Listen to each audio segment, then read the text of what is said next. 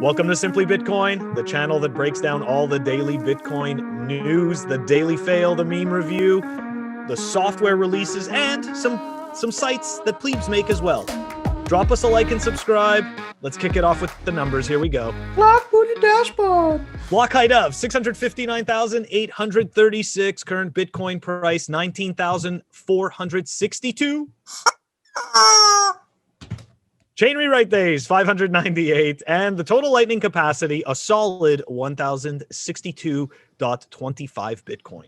Looking really strong, looking really healthy. For anybody that's a little bit confused, Satoshi, the Bitcoin chicken, collects every time the price of Bitcoin is higher than the day before, right? So Phil, it's time for the daily fail. So last year, this guy, Jesus Hotep or Hotep Jesus or whatever, kind of like popped onto the Bitcoin scene and was kind of stirring some drama and trying to get people to have these discussions that have already been hashed out 1,000 times, like why Bitcoin over Bcash? What's the difference between Bitcoin and BSV and all this garbage? Okay, anyways, so yeah, BTC Sessions tweeted this out, and let's take a look at this. This is actually pretty funny.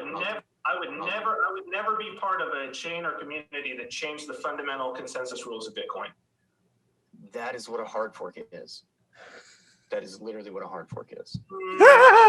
Well, okay, so that was Vin Armani, okay, who said that, and that was Guy Swan who responded that that's literally what a hard fork is.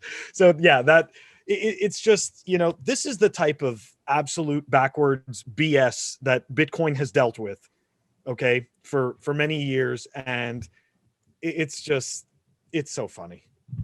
It's just ridiculous, dude. Did you ever see those original battles?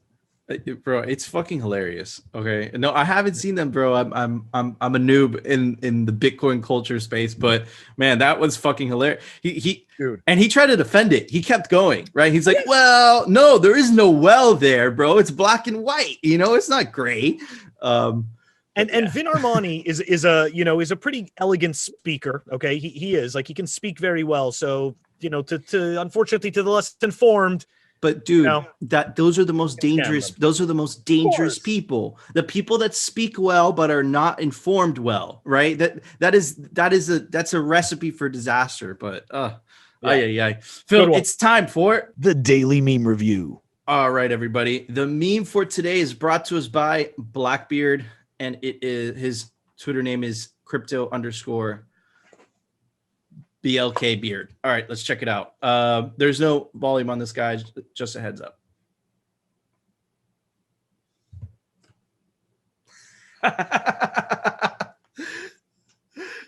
Okay, that's great.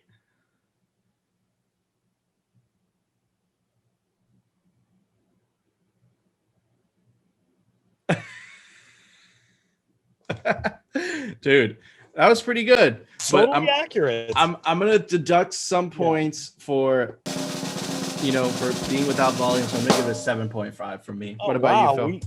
We are really close today. Oh, okay. 7.8. So it was good. It was an everyday meme. It was made at home, but it didn't have any volume, and it was just about the price, so that's why I give it my score. What about you? Yeah, it's essentially along the same lines. It was no volume, so it doesn't tell a story, or doesn't have a theme song, to rev people up like that. The other thing is that, like you said, it's just about the price, and specifically it's about the current price action. So unless you're like really paying attention right now, like that, might not seem so relevant. But obviously it's relevant because it's happening right now, so. That's a really good observation. But yeah, man, I completely agree with you. And Phil, it's time for the Daily News, sponsored by Crypto Cloaks. All right, so the first piece of news and the second piece of news is not really news, but it's just kind of data that I would think that you guys think is interesting. But 82% of the mining pools are supporting Taproot. That's incredibly bullish. That's awesome, right? And that's part of the process that Taproot needs to be implemented, right? The next process is the hardest one, which is the actual nodes have to download the software that supports Taproot and Schnorr. But this is really cool that the actual mining pools, the infrastructure, or one part of the infrastructure, the security guards, are basically pushing this. So that's really cool. The next piece of data I also found really cool, brought to us by Unchained. They're super awesome. And this is kind of what we've been talking about this for a while, right? It's that 61% of the total supply of Bitcoin hasn't moved in over a year, right? And this just goes back to this idea that if every corporation wanted to buy Bitcoin, there's just not enough to go around, right? And there's specifics about this right here, right? And the big piece of news, and this was super bullish, right? I'm just pulling this article because it's easy to show, but I'll explain it from the tweet. Basically, Travis Kling, was giving credit to Slush Pool, right? Slush Pool found a really bullish article. And for you guys that don't know, right, in the Genesis block, it's embedded, right? It says Chancellor on the second bailout for Branks, right? And Satoshi kind of immortalized that in the Genesis block of Bitcoin. The Genesis block is like basically the first block, right? And it's a tradition that's been carried on, especially every halving. But I guess this article was so bullish that the mining pool decided to kind of incorporate it in the block that they found, right? So the article name was "Dollar Plummets on U.S. Stimulus Hopes and Bitcoin Hits All-Time High," right? It was super bullish, and this is the actual, the message embedded in I guess the OP return, right? It's really interesting because it is in hexadecimal, so they have to convert it. They have to actually type that in and use a converter. But it's really cool that these mining pools, not only are they securing Bitcoin, but they also understand the culture of Bitcoin, which is so important, right? And then the next piece of news, which I want to discuss with you, Phil, right, is I actually want to discuss the mining pool thing as well, which is Titan announces a North American Bitcoin mining pool. I really like this, Phil, because there's an over concentration of, it's a complicated topic. The reason that there's an over concentrated, hash rate in China is because the miners used to have a very short life, right? So it didn't make sense to ship them, right? But now that Bitcoin mining is hitting Moore's law, right, these miners are having a really long shelf life. The last miner of the last epoch was the S9. Man, that miner was supposed to last like a year. It lasted 3, right? And now you could still mine that miner in places that have ridiculously cheap electricity, right? So the miners have a much longer life. So it makes sense now that China, which is basically the manufacturing capital of the world, that miners are now exported to different places around the world, right? So it's really bullish to see more and more mining operations pop up in the US, pop up in Venezuela, pop up in Iceland, pop up around the world. And that just further decentralizes the security of Bitcoin. But yeah, man, it's super bullish. And just to drop you guys a number, the hash rate has moved from China from 85 to now it's about 65%, right? So we are heading in that direction. And I know that's a FUD talking point that the FUDsters like to bring up. So Phil, I'm going to shut up now. What are your thoughts on all this? Well, I mean, I'm definitely not going to have the as much speech on this as you, because as you're more the miner. But look, obviously, I like to see that the mining is moving around the world and people are, taking the plunge and realizing that it's worth it. It's worth it for them to start up these mining operations and, to work to earn Bitcoin. The other thing is that I always thought that the reason why there was the miner centralization as well had to do with cheaper energy prices. I thought that because at the end of the day, you want this thing. I mean, the best thing would be to be able to run a miner for free, So, right?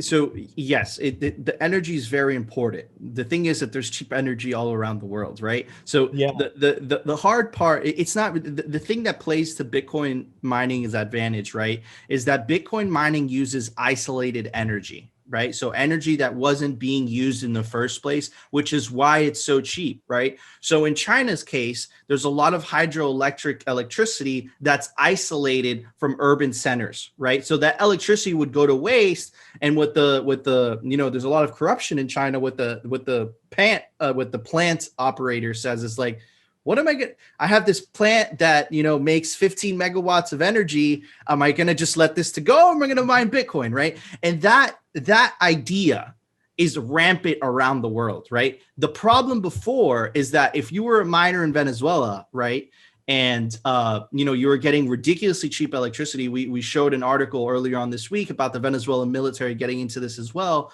Like, it sucks because if the miner becomes obsolete in a year, what's the point of bringing it all the way from China, right? Or if the shelf life was 6 months, and that was the case, especially when Bitcoin made the switch from GPU to ASIC, right? So now that Bitcoin has been an ASIC for a while now, and we're hitting up against Moore's law, right? And I'm gonna put the definition of Moore's law up here for you guys that don't know. Now it makes sense to start exporting these miners, right? And there's also other companies, right, like Bitfury that manufacture their own stuff, right? And they're not based in China, right? So it's just awesome that we're not only speculating that the hash rate is going to move from China, we're actually seeing it with our own eyes, which I think is really cool. Yeah, I agree. So, Phil, there was an awesome website today. Let's check it out. Websites by Plebs. This was actually brought to my attention by fellow Bitcoiner, BitPaint.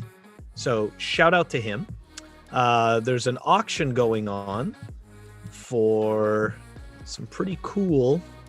It's for obviously it's a Bitcoin. It's a Bitcoin auction. Let me pull this thing up so you guys could see it. But yeah, relentless optimism, and of course, what a surprise! Vizik is winning. So if people don't know who Vizik is, he collects everything from Bitcoin. I've actually bought some art from him because he has so much of it that he ends up reselling it. But yeah, so this is pretty cool. You guys might want to check it out. It's scarce.city. And yeah, if you're interested in bidding on some Bitcoin art, you might want to check this out. And it's Satoshi's only, right? You can only place bids in Bitcoin. Yep, that's right. That's awesome. Yeah, right? It's very cool. So thanks, Phil. And guys, thank you so much for tuning into another episode of Simply Bitcoin. We think we got censored yesterday because we put non-KYC in the title, right? So we need a little bit of help, right? Give us some love, subscribe, like, you know what to do. And of course, we'll see you tomorrow for another episode of Simply Bitcoin.